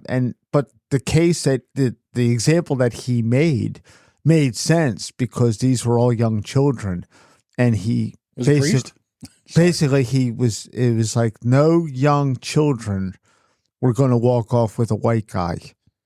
They would walk off with a black guy. They would? Yeah. Why? Just for the same reason if you were to reverse things. Okay. Google Atlanta serial killer. Okay. Hang on 1 second. Give me a second. I think he killed like 24, 28 kids. It was a big fucking national. I don't believe you were asleep during this. Wayne Williams. Okay. How many did he kill? Wayne Bartram Williams, born. Let me go to his Wikipedia. Oh my God, he looks like what was that tennis player that died of AIDS? Ashe. Yeah, Arthur Ashe. Arthur Ashe. He looks like Arthur Ashe. Wayne Williams, an American convicted murderer and suspected serial killer who was serving a life imprisonment for the 1981 killings of 2 men in Atlanta, Georgia. Although never tried for the additional murders, he is also believed to be responsible for 24 of 30 Atlanta child murderers from 1979 to 1981. Okay, so it's even further back than I thought it was. Williams became the first suspect in the Atlanta murders on the morning of May 22nd, 1981, when a police surveillance team watched the James Jackson Parkway Bridge spanning the Chattahoochee River, a spot where multiple bodies had been discovered previously, heard a loud splash. Suggesting that something had been thrown from the bridge into the river below. The first automobile to exit the bridge after the splash, roughly at 2:50 a.m., belonged to Williams. When stopped and questioned, he told police that he was on his way to check on an address at a neighboring town ahead of an audition following morning with a young singer named Cheryl Johnson. However, the phone number he gave the police and Cheryl Johnson turned out to be fictitious. 2 days later, the nude body of a 27-year-old Nathaniel Carter, who had been missing for 4 days and last seen with Williams, was discovered in the river. Yeah, that's pretty much that's a slam dunk when you think nowadays. But along with that, if you were to Google black serial killers, there's a lot more than people think there are. Okay, because the Ted Bundys and the John Wayne Gacy's had better press agents. So, well, look at that. I did not know that. Well, thank you, Deuce. Well, that's why I'm here. Yes. So anyhow, apparently a gunman in Ohio shot 4 people and then turned the gun on himself and killed himself. And I'm thinking to myself, this isn't a mass. It's a mass shooting, but it's not like someone just walked in and just started shooting random people. I'm saying that this is because of the automatic checkouts and how they didn't work. Mm-hmm. And people started giving him shit, and this guy just lost his mind, pulled his piece. Do you use those? I know you rely a lot on delivery and shit like that. Mm-hmm. Do you actually use? No. Okay. Even when I would go into a store, I would never. Every time I tried to use them, it never fucking. When I go to Lowe's or Home Depot, mm-hmm. because it's all self checkout now. Right. I go to the fucking either the construction desk and buy a can of paint. It's like, or a box of nails, or I go to in Lowe's the customer service and then, get your receipt. No, I'm buying this. And the look they give you, like they want to kill you, but I don't give a fuck. No, because I'm here to be served. It's like, they don't realize it, but I'm looking out for them because I like people to be employed. Yes. Because they don't realize that down the road they're all going to be fucking unemployed because they're selling it in the name of convenience. Right. Ding. Exactly. And that's the fucking trap that they lay for everybody is fucking convenience. So, I refuse. One time it was so busy and there was no one at the convenience. I just said, we got this. You know what? And I was in Lowe's. And I put 7 items right back there on the fucking end cap, and I walked the fuck out. I don't give a fuck. I'm that guy now. I am not fucking ringing myself out, and I'm not putting this shit back if you fuckers aren't going to ring me out. So fuck you. Leave it right there in the cart. That's it. Fuck you. Yeah, fuck you and the horse you rode in on. Fuck you and fuck you. And once again, I always feel bad for the horse because what did the fucking horse do? But, he's getting a fucking. Right. The horse is getting fucked too. So. All right. And the horse has no one to say, fuck you, and the horse you rode in on. Horse is like... It ends with the fucking horse. The poor fucking horse. Horse is like, what did I do? Yeah. I'm just here to help. Jesus Christ, I bring this guy in here. It's not like I wanted to. I'm saddled. He's got a bit in my mouth. The horse had better things to fucking do. Yeah, you think I want to be here? Now I'm getting a fucking... Because of this guy? Because you are too lazy to hire tellers? Yeah. I gotta get fucked. Yeah, what's wrong with that? U.S. plumbers are bracing for a Brown Friday after Thanksgiving. I don't want to be present for that. I don't know if you know this, but Roto-Rooter said that Brown Friday marks the busiest day of a year, averaging 50% more calls on the average on Friday, Thanksgiving weekend. Overall averages 21% more calls for service than an average Thursday to Sunday period. Deuce, often the case is that the house already has a partially clogged drain, and it goes unnoticed until the holiday guests arrive and overwhelm the system. Uncle Paul's in there laying out a log. Is he the crazy uncle? He's the crazy uncle. He's the Trump supporter who eats nothing but cheese and meat. He's the MAGA asshole at the dinner. He comes in and he eats like 4 pounds of turkey and some mashed potatoes, and then all of a sudden he's got to go out there and press out a log the size of a fucking telephone pole. Yeah, even the more problematic is that virtually every traditional Thanksgiving dish is a drain clogging culprit. Some advice, because, we are here to help, for avoiding Thanksgiving weekend plumbing catastrophes include keeping fats and cooking oils away from the sink, wiping grease out of pots and pans with a paper towel before you wash them. Ask Diane about not having a garbage disposal for 4 years. No. You're a bad husband. No. I'm a good husband because we haven't had a garbage disposal take a shit since I did that. Because you know what happened? Here's what happened. We move into the house. And of course, you get a builder's grade garbage disposal, and it might have been a 1/3 horsepower. In fact, I think it was a 1/5 horsepower. 1/6. Yeah, some bullshit fucking fraction. It goes 1/6, 1/3, 1/2. Yeah, it was some bullshit fucking fraction. So it fucking seized up and broke. So I have to replace it. Uh-huh.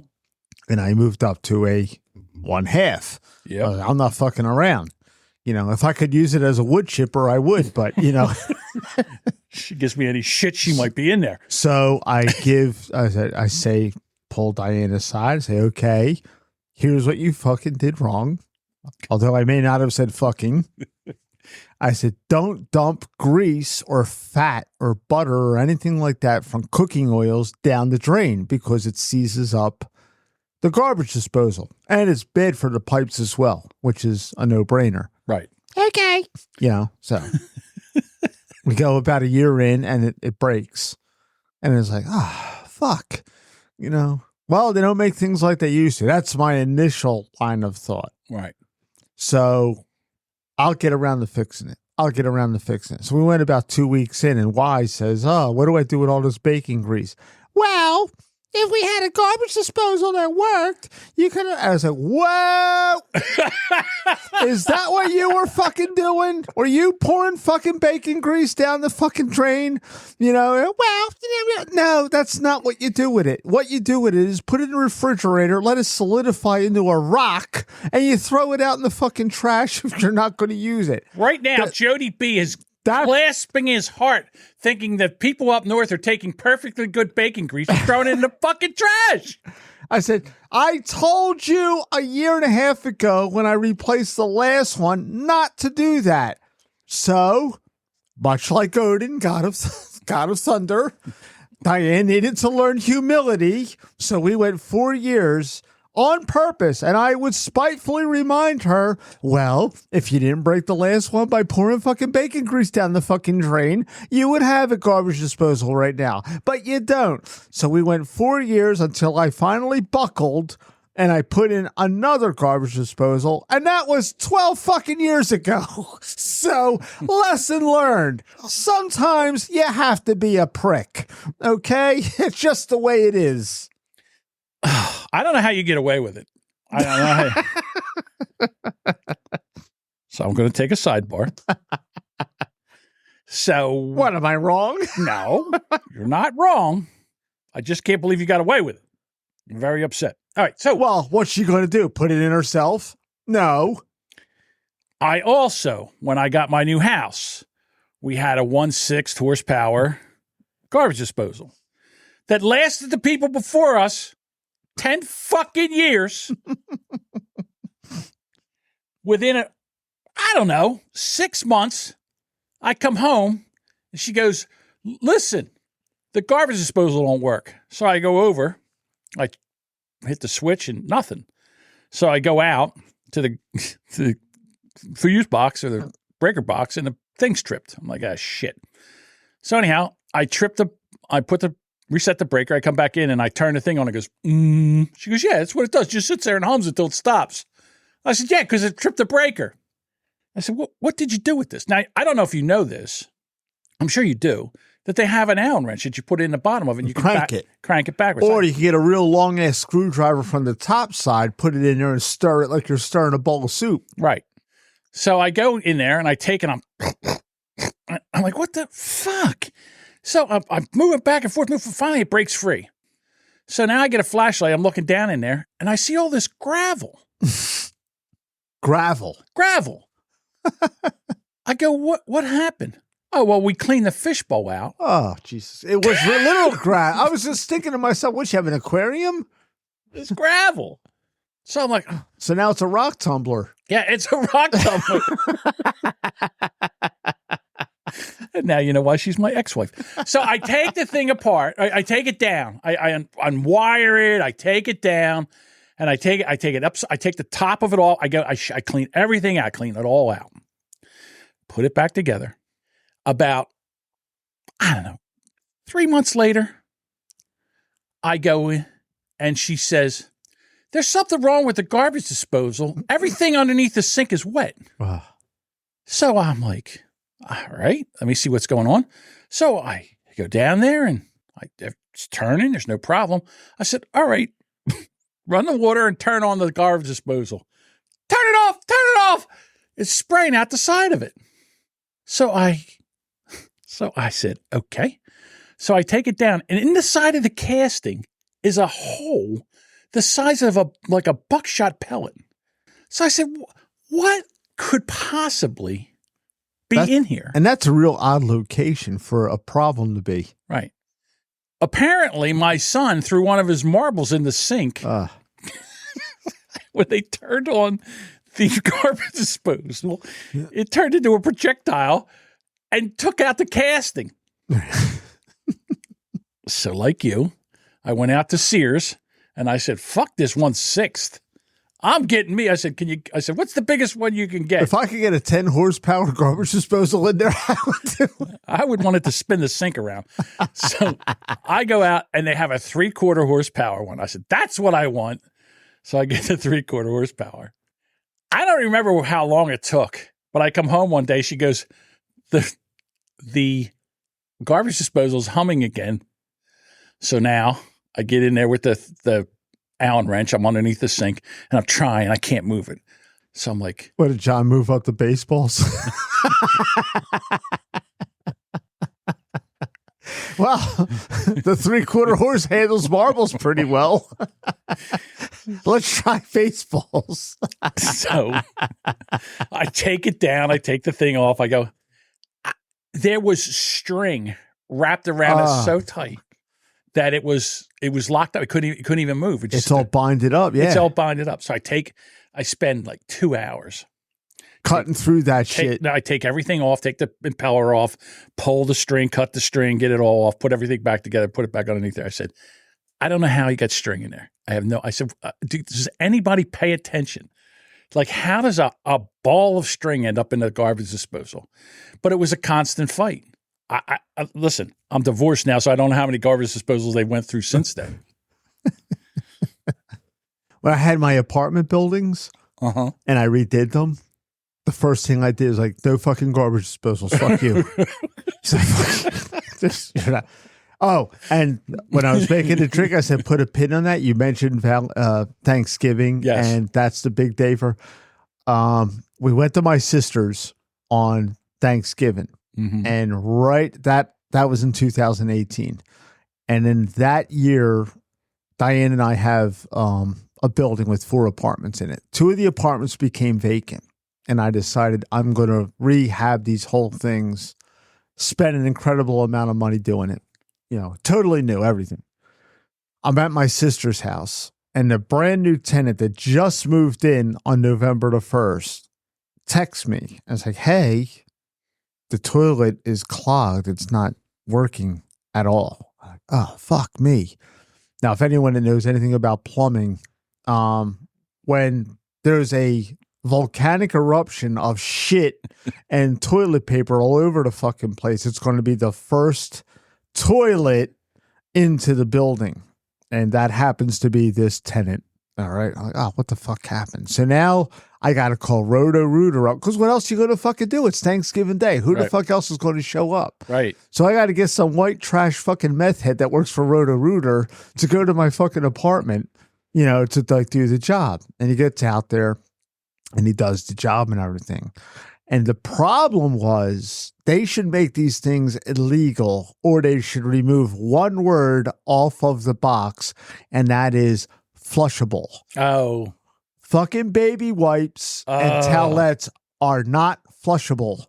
Well, they are in the loose interpretive sense. It'll go down the drain. But unlike toilet paper, they do not dissolve. Right. And they just collect and they collect and they collect in there. And then finally the day is going to come where there's going to be a rapture and not in the good way. So the previous tenants that were in that apartment had kids. And this dumb bitch kept flushing these goddamn flushables down there. He had to go out at the street. And he pulled out, he sent me pictures. It looked like 17 hornets' nests of like just these flushables that were just collecting and collecting and collecting. And eventually it was going to wind up coming into the apartment. It wound up costing me because it was Thanksgiving Day. Yeah. Oh, it wound up costing me like something like $1,500 fucking dollars. It was cheaper than the $5,000 it was going to cost to dig up the whole fucking sewage line to the house and replace it. But it was just like, do not flush anything if it's not shit, piss, or toilet paper. Lessons from Deuce. That's nothing else goes down there. So my father has a boat. And in the boat, he has a toilet. And then we're going to make this like the Blues. Right. So back in the day, you would just, the toilet, you would just pump it and it would just take the shit and push it down into the water. That's what it would do.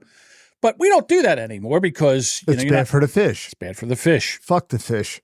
So now what it does is you take it and it grinds it up.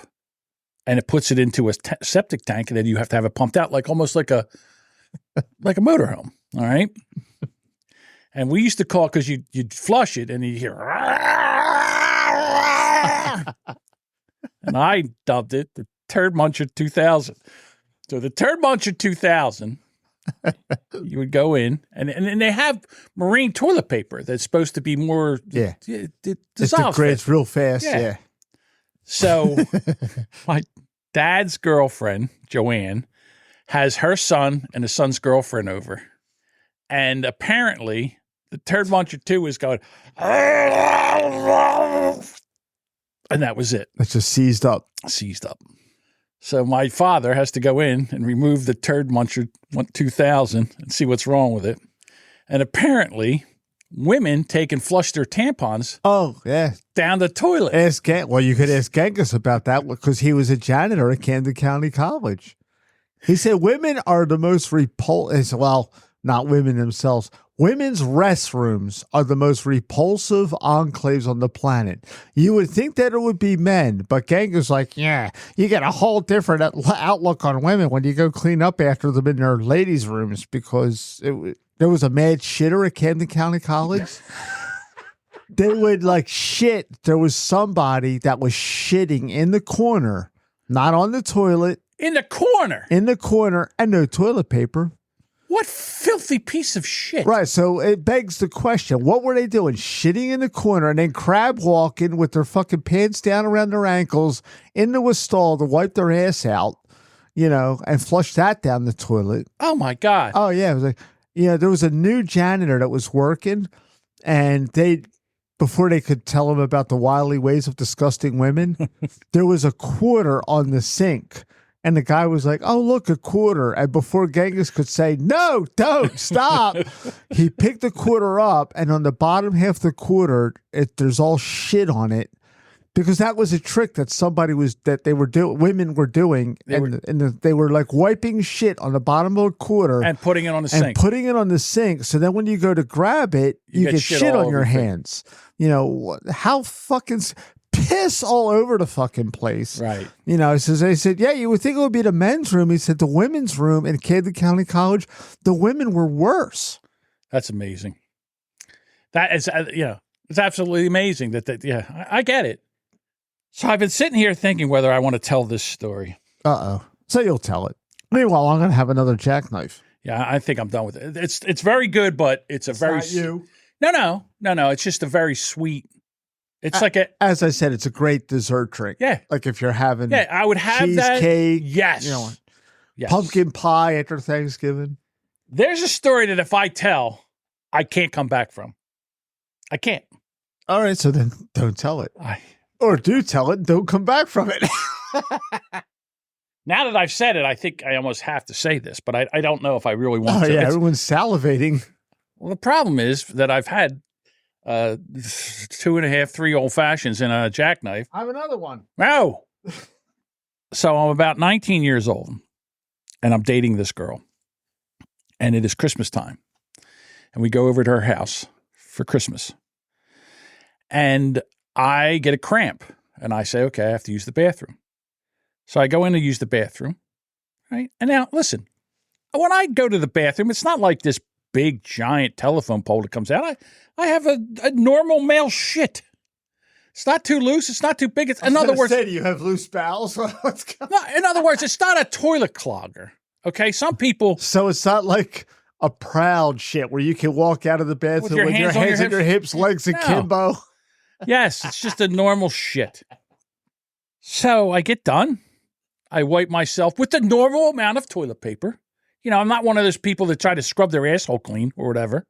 Now, see, when I do this, I treat it like nuclear waste. I wrap my hand like the Mummy Lives from those 1950s horror movies. There's no chance that Deuce is getting any fecal matter on any body part of his. Well, the last time we podcast here, you took a shit in my bathroom down here. Oh, well, that was a case of the gripping shits. Okay. But the thing that I noticed. That was like one of those, like, it was like, guess who's here? Yes. 2 minutes. You better get to a bathroom. And that was like a worst case scenario. It's like, because the last podcast, no one heard it because we had the technical problems. Right. We're waiting for Jason and Mindy to come on. You know, we've been trying to put this together for like a year.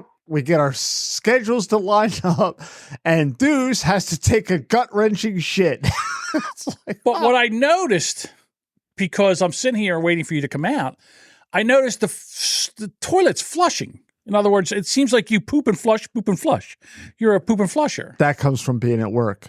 Okay. Where they have substandard pipes. I don't want to be the guy known as the toilet clogger. And I don't want Roto-Rooter to come here. And the next thing on the bunker, fucking Deuce was in here. Well, I wish you wouldn't do that. No, I'm just saying. I just noticed that you were doing that. And I'm panicking because I'm thinking, oh, Jesus Christ, the toilet clogged up. Oh, you thought I'm dehydrating in there? No, I thought that maybe my son went in there and laid down. No, I did that so as to not to clog the toilet up. Well, I wish I had known this before. Whatever. And I don't know who had been into this toilet before I am. Remember, I'm 19 years old. I'm in my girlfriend's house. I'm meeting her family for the first time. Oh, yeah. You want to make the good first impression. I flushed the toilet and everything starts circling around. And it's not your fault. And all of a sudden out it comes. It's raising. It's the toilet's raising. I don't know what to do. I'm down there trying to shut the fucking water off at the thing, right? What I should have done was I should immediately open up the tank and taken and lifted the stop the flapper. Stop the flapper, right? Fuck. Yeah. Yeah, but you're stuck in that blind confusion at the time. And here it comes. It's not your house. It's swirling. And over the fucking rim it comes. I don't know what to do. I have no idea. It's because it's the 80s. And you of all people are perplexed. It's the 80s, and they've got these fucking things that go around the toilet. You really must have panicked because all the time I knew you knew how to handle shit. So you must have been fucking perplexed. I felt like SpongeBob, where they just run around with their hands in the air. Now what do? Right? Because there's nothing in there. I'm going to take towels and start. I can't do that. So I have to walk out. And announce to the room? I pull the guy, we're at her brother's house. I pull him aside. I said, I have a problem in the bathroom. Sorry, I blew up your bathroom, bro. I need a mop and a bucket and about a half an hour. A half an hour? Jesus. It wouldn't stop. Just kept coming.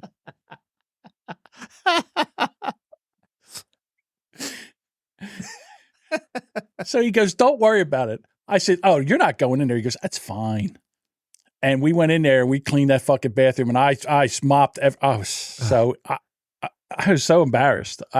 You want to hear the worst? This story is tragic yet funny. It didn't happen to me, but it happened to a guy I work with. So he meets with this girl, and we met her, and beautiful girl. Probably I would say the hottest girl that this guy would ever get. I mean, she was probably almost too hot for me to even get. So how he landed her was like a fucking mystery. He's a charming motherfucker. He doesn't have to be good looking. He truly was. He must have been. But he must have had like a fucking flute, like a snake charmer in India. Women don't want big dicks. I don't know what women wants a 5-inch hard cock. Yeah, well, they'd rather have thick than long. Well, they wound up breaking up later on. But anyway, so he goes to the house for the first time. He's meeting the parents. Oh no. Same deal. You want to make a good impression. Of course. You want to be on your best game. You want to be witty and charming and urbane. Yeah, that did not happen. So he's sitting at the table with them and they were eating chicken. So while he was eating chicken, he must have been in the middle of telling the story or listening. I think he was speaking is what the problem was. So fucking chicken gets wedged in his windpipe. Oh, no. So now he can't breathe. But he's going to be cool, charming, and urbane and keep it all together. As he dies. As he's going to die at the table. And he says, oh, I'll be right back. And he excuses himself and he goes in the bathroom. Okay. Time passes.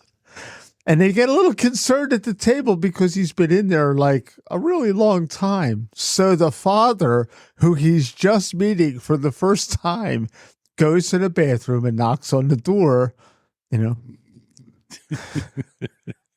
Hey, Chuck, are you okay? No answer.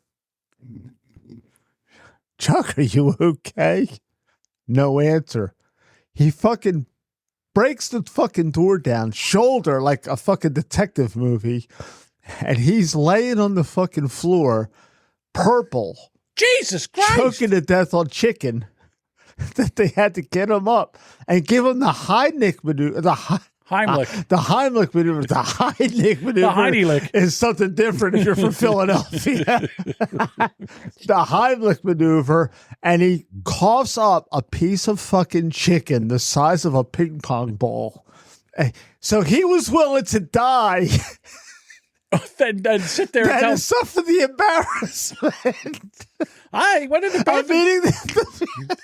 He just died. And that's how guys stick if they want to get laid. Yes. That's exactly You know what? If I'm not going to get laid, I'd rather just die here in a stranger's bathroom on the floor. So I am now, after this I clean everything up. I'm like, I want to buy the guy a new house. I mean, I don't know what to do. I'm so embarrassed. Meanwhile, my girlfriend is laughing her ass off. She can't believe it's the funniest thing. Oh, she's probably still telling that story. I don't know about that. Well, you were 19, right? Yeah. Is she dead? No. Oh, wow. We dated another 3 years. Well, she might still be telling the story. She may be telling the story. I can only hope she is. He's probably still telling the story. So my sister's boyfriend comes over here and clogs my fucking toilet. Now, I'm telling you, it was not me. There's nothing. There was a normal shit. It wasn't like this big giant, bowl winder. It wasn't like a 150 ring gauge. No. Somebody must have clogged that thing up before I got in there. One time, when we were kids, back in the day, they used to make sewage pipes from the house to the street out of clay. Yeah. It's illegal now. What do they use now? Well, now they use cast iron or PVC. Oh, okay. Yeah. So when Genghis's house was built in 1959, that's what they used. It was clay. Right. And it would just, like you would get like terracotta. That's what I was going to say. It was terracotta. Like you would get in the fucking, like a potted plant in. Yes. And it would run from the house to the street. Yeah. The problem is, if people don't know, is clay absorbs water and gets moist. Tree roots seek out moisture. So it's the tree roots grow through it. Yeah. And the tree, not only do they grow through it, but they wrap around it and crush it. Okay. So now you got a problem. Oh, so yeah. the shit's only got one where to go. Back in the house. Right. Well, it wasn't coming into the house because, thank God, back then they had the common sense to have an outside drain off the porch. So everything was that was the first point. Right. So that was where it was coming up. And my mom had to go out there and clean it up. It was terrible, until that's when we discovered that there was a problem. And then Genghis had to get a new cast iron pipe installed. I guess I just wasn't meant to have Well, it gets better. So my mother says, now at this point when this happened, it was 5 of us living in the house. It's me, Joe, my brother Michael, and Mom and Dad. Right. So it was terrible. And I want to know who's out there taking the shit that's this long and this far around. And Genghis said, like, what do they got? Do they have like a fucking valve on their side that they can turn and adjust again? And of course, me and Joe found this uproariously funny. Of course. Mom, however, did not. So you can all just go to hell. I'm not cleaning it up the next time.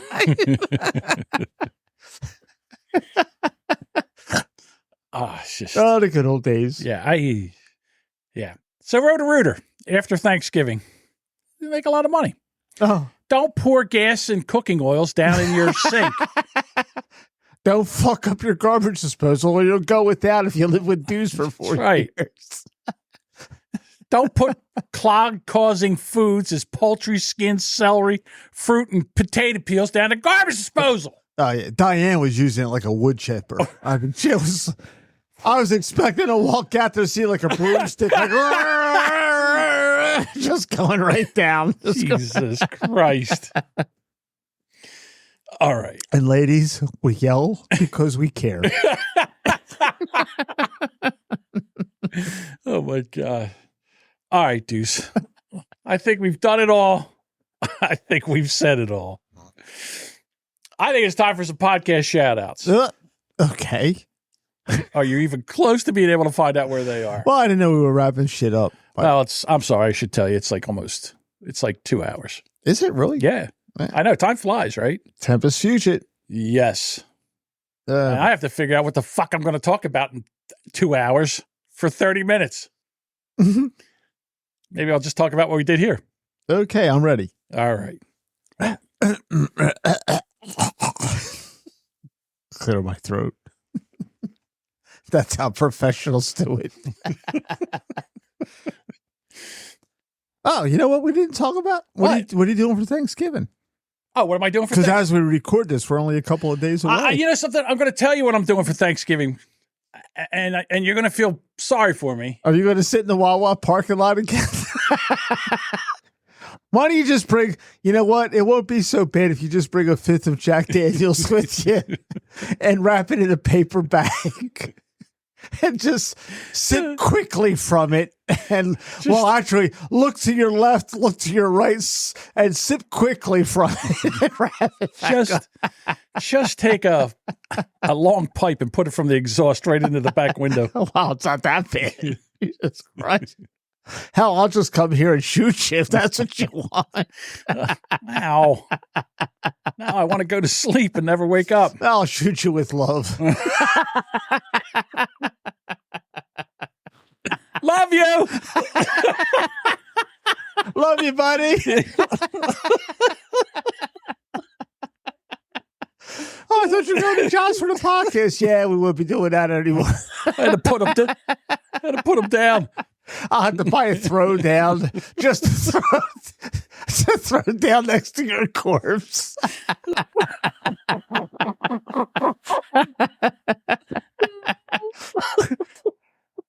And the big story tonight. The sad part is Jim Garner won't be doing it anymore because that cocksucker finally retired. Podcaster shot in the back of the head. Twice. Commits suicide. Hillary Clinton suspected. Handwritten note found by him. So you're not going to the ex-wives for the kids? She goes to her sister's house now. Okay. and so I'm not going there. And to be honest with you, as much as I do like, making dinner and stuff like that, I'm just going to go to Wawa, but I actually bought a turkey breast and some potatoes. I'm going to make something here. All right, nice. Yeah, so I'm going to do something here. Nice. By myself. No, so I, of course, am working as always because that's the way our schedule. The last time that my team has been off on Thanksgiving was 2018. Jesus. So it's just the way our schedule is, and it's just really, that's again, the way it don't get me is. wrong. I love Thanksgiving. I think it's a great holiday. I mean, you get together with family, you have a meal, you watch some football, you talk, you bullshit and all, and then you go home, and it's nice. It's really nice, but I don't know. It is what it is, and I'm not going to cry about it. Mm-hmm. Jesus. Why is this going to Brazil? Oh, my God, that's right. So I meant to ask you about this. I guess we're going over 2 hours. All right, so he is on his way to Brazil with your grandson. And his wife. Of course, yes. Which is where she's from. She's from Brazil. And it kind of sucked to leave her behind, and he goes to see the in-laws with the grand. How do you say, where's my daughter in Portuguese? How do you say I left her home in Portuguese? Yeah. Yeah. So he's leaving to go away. How long are they going to be down there? They're leaving Thanksgiving Day, which is the cheapest day that they could find for this time of the year, obviously. Because most people, they're either there. Right, they're already there already. Right, so basically, if you were to leave between Monday and Wednesday, those are the busiest travel times in the United States. Okay, so he's flying. Not that anyone's jetting off to Brazil for 12 hours to do that. That's how long the flight is. It's a 12-hour flight. Okay. Which I find incredible that an airplane can go that far. I was impressed with the 9-hour flight to Italy in 12 hours. I was like, shit, I got a lot of fuel. I got nothing here. I'm not going to say nothing.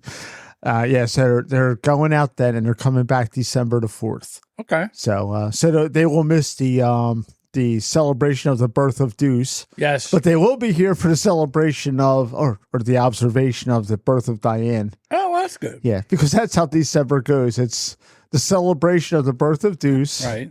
The observation of the birth of Diane. And the celebration of the birth of Jesus. Because it's all about me and my needs. And the woman didn't get a garbage disposal for 4 fucking years. And I can't wait till Diane listens to this podcast.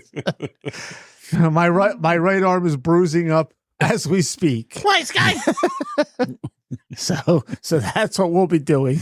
But now I'll be coming back from work and eating with Joe and Diane's brother and sister-in-law. Okay, good. And then working the next day.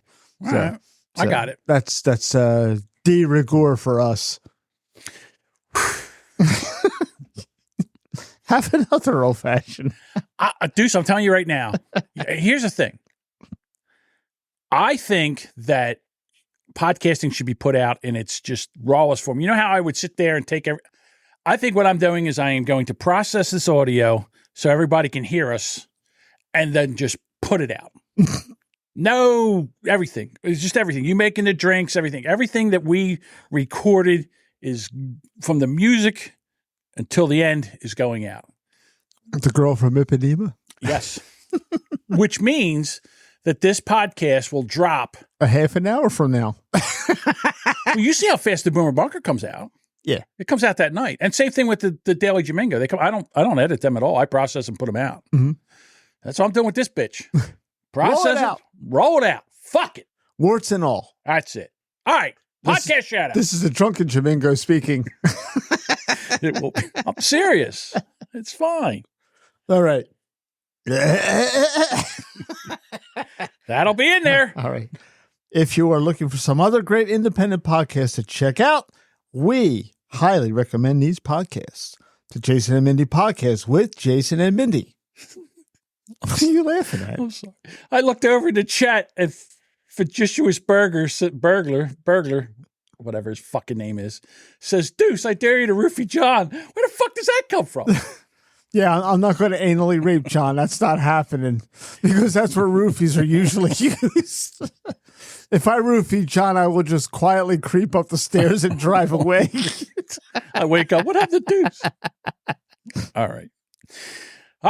John says, the Fine Whining Podcast with Mike Cheese and former record. Motherfucker.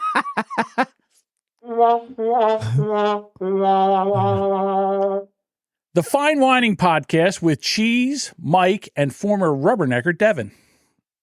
Who's Right podcast with Doug and Anthony. You know what? I was dismayed to hear that Doug lost his job over that podcast. You believe that? He got canceled. Yeah. That's fucking ridiculous. And you wonder why Jason flies under the radar. Well, yeah.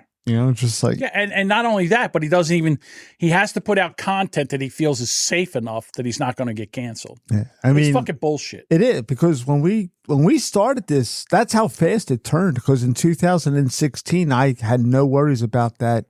When we started in the Brand X podcast in 2016, I had no worries about that whatsoever. No, there was no such thing. Yeah, now you got to be like on your fucking heels worried about that shit. No, it's ridiculous. I feel bad for Doug. I am canceled. Nah, fucker. Am I canceled with Edward and fuck Josh? I don't know where Josh is. He's never coming back. Wow. Yeah. Have another drink. Tell us how you really feel. Fine. I'm ready to pee myself. The Unwritable Rant with Juliet Miranda. They are all over the place. I mean, I don't know how they have enough time in the day to not only do what they do, but keep up with their day drinking that they do. I am impressed and really impressed with them too. Yeah, they are Jets. They're a couple about town. They are. Am I canceled with Edward and AI Josh? But I think, you know what? Josh has moved on from podcasting. He's left us behind. He's met a better class of people, and that's the end of that. Oh, I'm sorry. I did that one already. Yeah, I was wondering what the fuck you were doing, but I was like, all right, man. I shake my head with Lisa and Sam. I'm in the doghouse with those two. Oh, no. The Po Boys podcast with that motherfucker Jody B. Mm-hmm. The Steel Toe Morning Show with Aaron, Johnny, and April. The Boomer Bunker with Deuce's two favorite podcasters, Boomer Bob and the Duchess and John. Brilliant Observations with Melissa and Amy. Wheelbarrow Full of Dicks with Mike Travis and Drunk. There we go. Now, if you're an independent podcaster and you want to be on this list of podcast shout-outs, pay us. No, we'll do it for free. Hey, I always look for the opportunity. I hear you. You're a capitalist, and I love that about you. Damn Skippy. Yes. Those Corvettes don't come easy. Duchess has in the chat, she goes, I Am Drunk by John Jamingo. That's the next podcast she'll be doing. And John's podcasting empire. It'll be the Boomer Bunker, the Daily Jamingo, Brand X, and I Am Drunk. I'm fucked up. And I like it. All right, everybody. Thank you so much for putting up with us for the past 2 hours. We will be back here again will we do one in December or are we doing one in January? Hey, I'm wide open for December, but not for anal sex. Thank you. I appreciate that. I wasn't offering. Well, you know. All right, so we'll do one in December since we didn't get a chance to do one. We'll do one in December. We'll figure out where that. Yeah, you know what? It's really been a long time because of the crash and burn on the audio and the last one we attempted with Jason and Mindy. Correct. Yeah, it's going to be a long time. People must be. I hope people are ODing and jonesing for this. They are. They do. They like this podcast. They do. They like this podcast. They like this podcast. Who are these people? Did you hear about the rabbi? Did he get paid? He only took tips. Just a tip. Just a tip. All right, everybody. We will be back in December, and this should be out by Thanksgiving. You can have your turkey and your brand X too. Adios, beaches. Adios, bitches. Adios, bitches. Happy Thanksgiving and eat my fart box.